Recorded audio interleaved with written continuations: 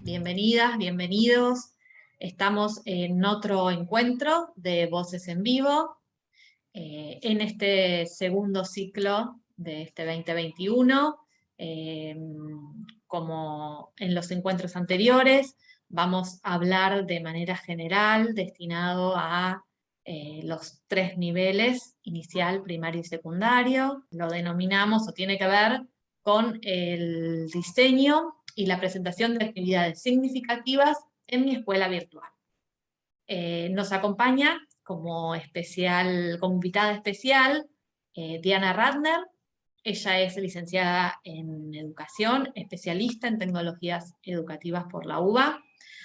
Trabaja desde hace más de 10 años en propuestas mediadas tecnológicamente y desde 2012, además, forma parte del equipo de formación permanente del Ministerio de Educación y Derechos Humanos de Río Negro. Nos preguntamos, ¿no? Nos interesa hablar sobre las acciones que implica diseñar una propuesta para desarrollarla mediada tecnológicamente. Esto implica, nos preguntamos acerca de la planificación, del armado, de cómo se arman las propuestas, cómo se interpela a los y a las estudiantes. El segundo gran interrogante tiene que ver con cómo hacer para que las propuestas puedan ser o suceder tanto en la presencialidad como mediadas tecnológicamente. Hoy más que nunca esto es como central. Y el tercer gran interrogante tiene que ver con el rol docente, con cómo acompañamos pedagógicamente este tipo de propuestas mediadas tecnológicamente, articuladas para trabajarlas de manera remota y también en la presencialidad. Cuando hablamos de mediación, es importante volver a pensar en que en educación, en las escuelas, siempre hay mediación, porque nosotros para enseñar utilizamos el lenguaje, y el lenguaje es una mediación. No estamos trabajando con un objeto de conocimiento de forma directa. Cuando nosotros enseñamos y los chicos aprenden, lo hacen mediado por la palabra, con todos esos significados que las palabras que elegimos tienen, ya sea oral o escrita. Pensar en el lenguaje es también pensar en esas palabras que elegimos, en esas palabras que representan para los estudiantes, las entienden, las comprenden.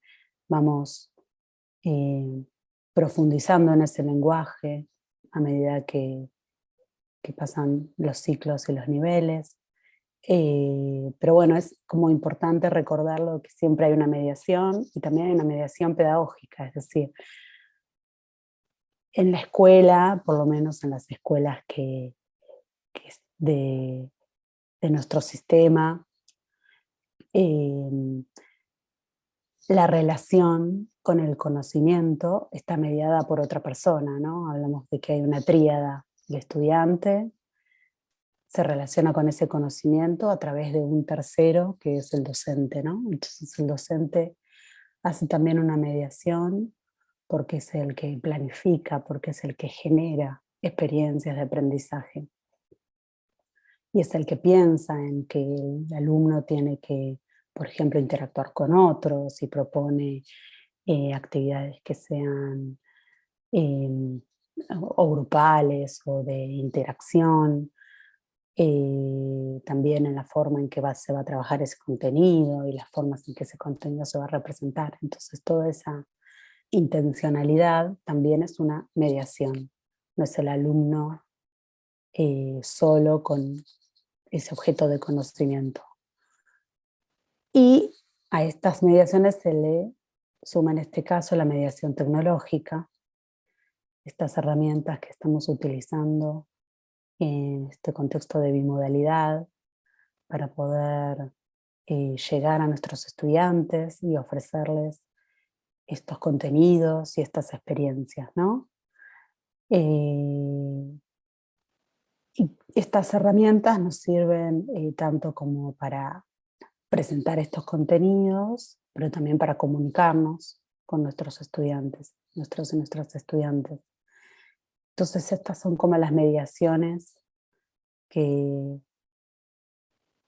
están ahí atravesando las relaciones de enseñanza y de aprendizaje. En la planificación de las propuestas, yo diría que hay que tener en cuenta varias cosas, ¿no? Por un lado el entorno, bueno, este entorno tecnológico que nos ofrece. Podemos presentar el contenido de diversas maneras de representación, podemos subir videos, podemos subir textos, podemos subir imágenes, nos permite subir audios y de esta forma hacer una presencia más física y más cercana.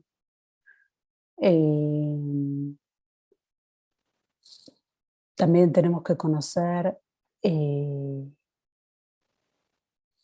destinatario, esto más allá de estas mediaciones tecnológicas, siempre cada año nos volvemos a enfrentar a un grupo y tenemos que conocerlo, conocer sus intereses para poder acomodar o adaptar estos contenidos y hacerlos un poco más atractivos, interesantes, cercanos a los intereses de los alumnos, a su contexto. Nuestros estudiantes viven en el campo o viven en un entorno más urbano. Bueno, ¿qué están, no? Como, ¿cuáles son sus objetos cotidianos y cómo los conocimientos escolares los podemos hacer relacionar con esos objetos cotidianos de los estudiantes? Los alumnos a veces intercambian. Nosotros sabemos que por ejemplo, por lo menos mis hijos ya usan mi celular para hacer WhatsApp con sus abuelos y se sacan fotos o se filman para mandarles cosas o se mandan emojis o se mandan GIF. Entonces, algunas de estas cosas ellos ya las conocen, ya las manejan. Los un poco más grandes intercambian en otros espacios a través de videojuegos, miran en YouTube a youtubers que juegan juegos y explican cómo hacen para pasar de nivel o para construir cosas, ¿no? Intercambian en foros donde se comentan trucos y estrategias. También algunos se filman bailando, cantando, cocinando, ¿no? Entonces todas estas cuestiones que ellos ya manejan y que son conocidas para ellos en estos intercambios y en estas mediaciones tecnológicas, está bueno incorporarlas y pensar como qué propuestas, qué actividades podemos nosotros pensar, donde los alumnos puedan filmar algo que ellos hacen, ¿no? Bueno, a algunos les gusta cocinar, cómo ponemos ahí en juego algunos contenidos, bailando, cantando, ¿no? Las áreas artísticas, educación física, también está muy de moda los desafíos, ¿no? Entre los chicos de que se filman haciendo algún desafío. Bueno, cómo desde educación física podríamos trabajar algunos desafíos en deportes o en cuestiones corporales, ¿no? Y de a poco hacer que estos contenidos estén más cercanos a ellos. Las consignas para mí tienen que ver con esto, con ser claro, con ir desglosando, con revisarlas, con quizás trabajarlas con los estudiantes y preguntarles si se entiende lo que se está pidiendo. No tiene que ser claro qué es lo que ellos tienen que entregar. Tienen que subir un archivo que tenga un texto, ¿no? O tienen que participar en un foro o tienen que crear algo, y por ejemplo sacarle una foto a ese objeto que crean. Bueno, eso es como lo que tiene que estar claro. Y obviamente si se va a requerir alguna herramienta digital en esa elaboración, bueno, ofrecer algunos tutoriales, si no es algo que venimos trabajando. Nosotros a veces en nuestras propuestas de educación permanente decimos, bueno, hagan una línea de tiempo y les ofrecemos varias aplicaciones para que los docentes exploren y vean con cuál se sienten más cómodos. Eh, Obviamente no es lo mismo trabajar con adultos que trabajar en nivel primario o inicial, pero bueno, a veces pedimos cosas que también tenemos que asegurarnos de que el otro sepa cómo usarlas, ¿no? Que las actividades, por un lado, abarquen distintas o apunten a distintos estilos de aprendizaje de los estudiantes, ¿no? Hacer en estas variadas actividades, algunas que sean vinculadas quizás más a un texto escrito, otras vinculadas a algún tipo de imagen o de gráfico, otras vinculadas a alguna cuestión más física, ¿no? Por ejemplo, que puedan, esto de que hablamos de a veces de los videos, bueno, pueden hacer entrevistas, podemos pensar en que nos estamos trabajando con las efemérides, que piensen, le hacemos una entrevista a San Martín, a Belgrano. En otro momento yo me acuerdo que quizás cuando éramos chicos nos pedían escribir cartas, bueno, ahora podrían escribir un mail, podrían escribir un chat, pensar emojis, cómo sería un emoji, ¿no? De San Martín cruzando la cordillera, cómo podría ser crear un GIF o un emoticón con alguna cuestión vinculada a estos objetos de conocimiento, algo que después, por ejemplo, ellas pueden usar para intercambiar con sus compañeros, ¿no? Sus papás agregan ese GIF o ese emoji en su WhatsApp y lo usan.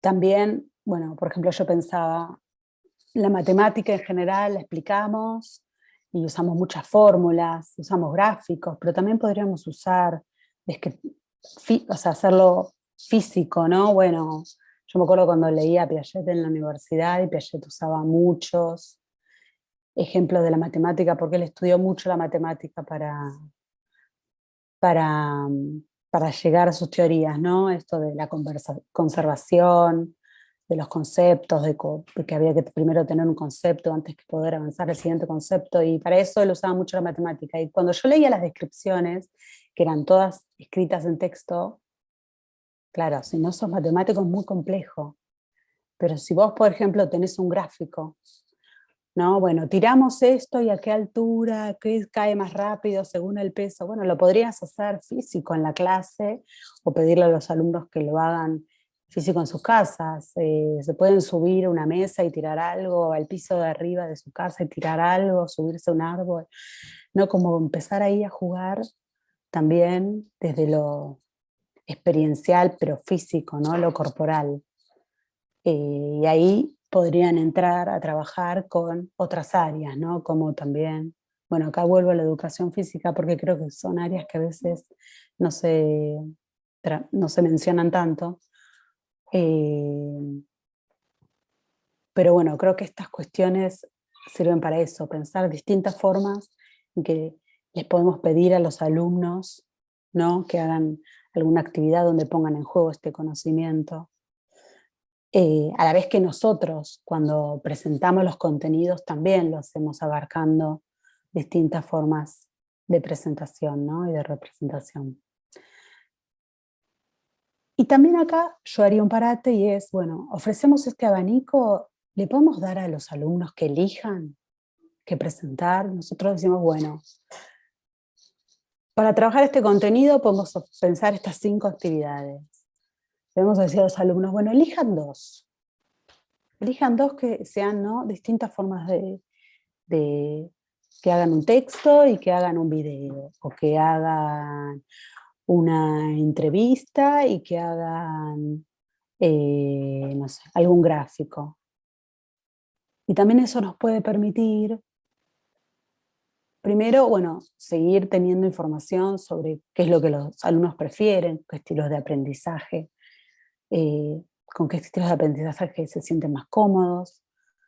Eh, y también tener como un backup de actividades, de decir, bueno, hiciste dos, como docente las analizo, estaría bueno que profundices algo más. Bueno, de estas tres que quedan, ¿por qué no probás con esta? ¿No? Y como, bueno, si pudiste, digamos, si con estas dos actividades pudiste comprender y pudiste hacer un buen manejo de ese contenido, quizás estas otras actividades las puedes hacer como un bonus, como un extra, ¿no? Y para aquellos que todavía están ahí trabajando y necesitan un poco más de profundización, decirles, bueno, seguí por acá, ¿no? O seguí por allá, o esta actividad que quizás él pensó que, no sé, que hacer un gráfico le iba a salir mejor y vemos que quizás no es algo que le cuesta un poco más, porque no a todos nos fluye hacer videos, no a todos nos fluye trabajar con gráficos, no a todos nos fluye la escritura.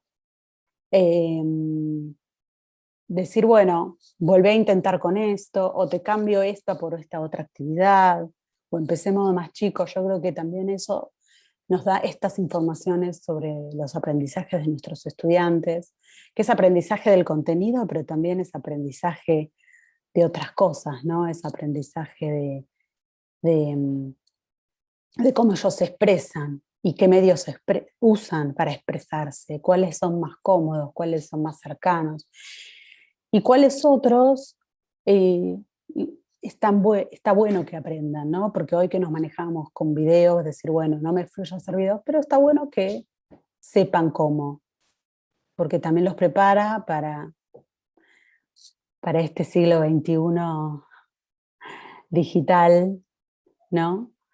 Que estamos viviendo. Esto de tomar los objetos cotidianos, ¿no? Decir, bueno, eh, cocinar. Bueno, están en la casa, cocinan con los adultos que están a su cargo. Bueno, ¿cómo podemos, por ejemplo, tomar eso para enseñar qué contenidos? Trabajamos los estados del agua, ¿no?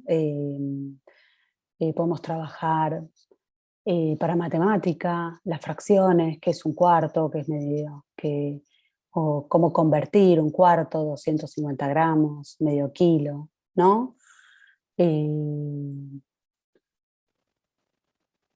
Cuestiones quizás espaciales también ahí, bueno, un poco más también la matemática, ¿no? Cuando pedimos trabajar el perímetro, la superficie, estamos en casa, podemos medir cuánto mide nuestra habitación, cuánto mide nuestra cama, cuánto miden algunos objetos. Bueno, podemos trabajar con la basura, ¿no? Esto que siempre estábamos como, es un tema recurrente, el tema de la contaminación y de la basura y de los desperdicios. Bueno, estamos en casa, ¿qué podemos hacer para reducir la basura? ¿Cuánta basura tiramos? ¿Qué tiramos? ¿No? Podríamos pensar juntos qué de todo que eso se tira es indispensable o no es indispensable, ¿no? Cuánto packaging trae todo, que después termina la basura. Bueno, este año que se está trabajando el tema de la educación ambiental y la educación alimentaria, bueno, ¿qué hacemos con los desperdicios orgánicos? ¿Los podemos usar para hacer una huerta, para hacer compost, para, ¿no?, trabajar las plantas? Tenemos plantas en casa, las regamos, no las regamos, cómo crecen. Son cosas que bueno, yo creo que a veces quizás los chicos hay cosas que no se dan cuenta de sus casas, que tienen en sus casas y a partir de estas exploraciones pueden estar más conectados. Nunca les interesaron las plantas, bueno, ¿qué plantas hay en tu casa? ¿Sabes cómo se llaman? ¿Dan flores, dan frutos? Bueno, estas cuestiones me parece que está bueno pensarlas, porque los docentes también están en sus casas, entonces pueden ver, a veces en sus propios hijos o en ellos, bueno, qué de lo que tengo a mi alrededor me sirve para enseñar. En esto de planificar uno planifica como con opciones, porque no sabe si va a volver a la escuela o no va a volver, ¿no? Y pensar recorridos, bueno, ¿qué cuestiones pueden hacer los estudiantes? Bueno, les podemos dar opciones de lecturas, opciones de ver videos, esas cosas pueden ser más de trabajo autónomo, ¿no? Podemos pensar, no volviendo un poco también al elige tu propia aventura, cuando nosotros éramos chicos. Bueno, ¿cuáles son los posibles recorridos por el contenido? Podemos pensar que elijan si lo van a trabajar desde esta manera o desde esta otra, ¿no? Podríamos decir, bueno, todos tienen que hacer esta parte por igual, pero después pueden elegir si ven estos videos o estas lecturas, cómo lo profundizan, ¿no? Como dejar también opciones bueno, presento el contenido, lo trabajamos. Para los que necesitan profundizar, dejamos estas opciones. Para los que pueden avanzar, dejamos estas actividades. De alguna forma, los estudiantes van haciendo como un recorrido más individual y más personal, más allá de que en algunos momentos de la propuesta haya cuestiones grupales, ¿no? Y haya trabajos en grupo y lo que sea.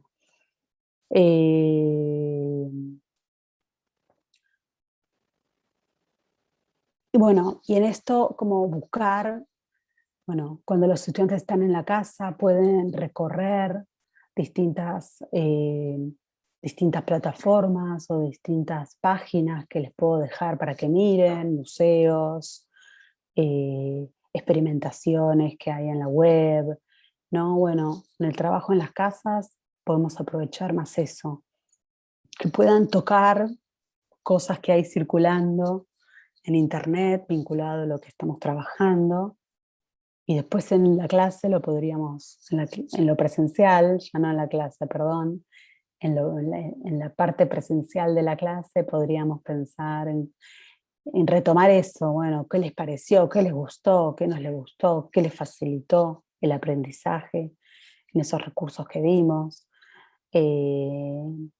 Nosotros tenemos el portal del ministerio, que empezamos el año pasado con un montón de recursos, que trabajan un montón de temáticas. Entonces, bueno, algo de ahí, que los docentes podrían usar eso, ¿no? Como fuente de decir, bueno, vean esto, vean lo otro, también podríamos buscar en otras fuentes. Esto hay museos de arte, pero también hay museos de ciencia, ¿no? Como para pensar en otras áreas. La sincronía también hay que pensarla para el docente poder vincularse individual o en pequeños grupos con los estudiantes, ¿no? Porque a veces lo hablamos para la sincronía, de que el docente quizás haga un Zoom o haga un Meet con pocos alumnos, bueno, pero en la clase también está bueno como decir, bueno, cada uno tiene tarea. En general se hace, ¿no? El docente se acerca a los estudiantes para ver cómo van avanzando. Pero quizás como más planificarlo, decir, bueno, en este momento estamos trabajando por grupos,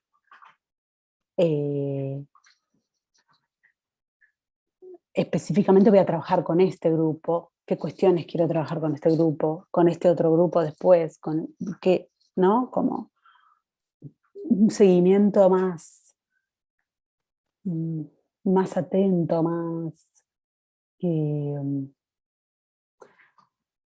personalizado de ese grupo, ¿no? Y,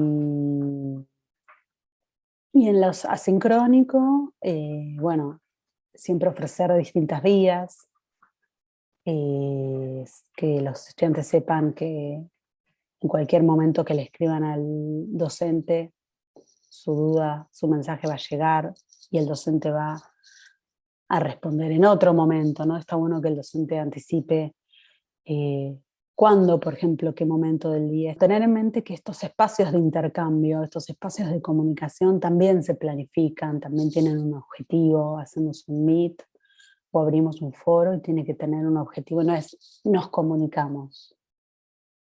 El año pasado, en algunos intercambios con algunas escuelas que estaban usando la plataforma, nos decían, bueno, el foro usamos uno cada día como para dar el presente. Bueno, el objetivo de ese foro era para los estudiantes dar el presente, ¿no? Otro foro podría ser, abrimos la semana. Bueno, ¿qué pasó el fin de semana? Y este foro trabajamos también lo que pasó el fin de semana, que son esas cuestiones que a veces en lo presencial los docentes escuchan de los estudiantes, eh, y cuando está en, en su casa, que ellas hacen este trabajo eh, asincrónico, no lo piensa, ¿no? Como dar estos espacios a esas charlas más informales, ¿no? A esas comunicaciones más del día a día, y que está bueno. No sé, bueno, este chat que vamos a hacer es para hacer esta actividad donde cada uno va a ser un personaje. Y no va a ser solo para responder preguntas, vamos a hacer esto. Después de ahí el docente puede ver qué cosas no se entendieron, quién tuvo más dificultades, quién, lo que sea. Y bueno, podemos pensar en otro espacio para trabajar eso.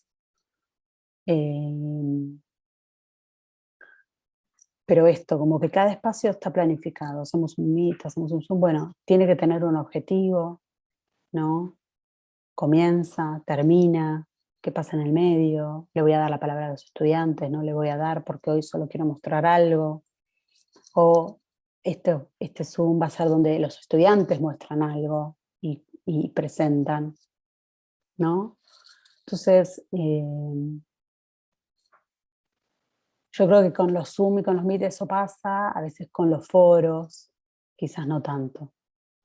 Entonces, pensarlos, ¿no? Este foro se llama así, nosotros en el equipo de formación permanente nos gusta que las actividades, que los foros tengan un nombre, porque los identifica y un poco anticipa lo que se va a hacer así, y es para esto, no es para otra cosa. Y bueno, y en esto que estamos trabajando con la tecnología, estaría bueno como ir amigándonos con otras herramientas tecnológicas que nos permiten hacer un acompañamiento y un seguimiento de nuestros estudiantes, ¿no? Una planilla donde podamos ir volcando, ¿no? Todo lo que vamos trabajando con cada uno, todos estos datos, informaciones que vamos obteniendo de lo que ellos realizan, ¿no? Y de lo que ellos eligen hacer una actividad de video, o eligen trabajar con algo más creativo, o eligen trabajar con un texto. Bueno, eso nos puede ir sirviendo tenerlo ahí presente para que cuando llegue el momento de proponerle otra cosa, ¿no? Decir, bueno, siempre trabaja con textos, bueno, propongámosle otra cosa, porque también está bueno que desarrolle otras habilidades.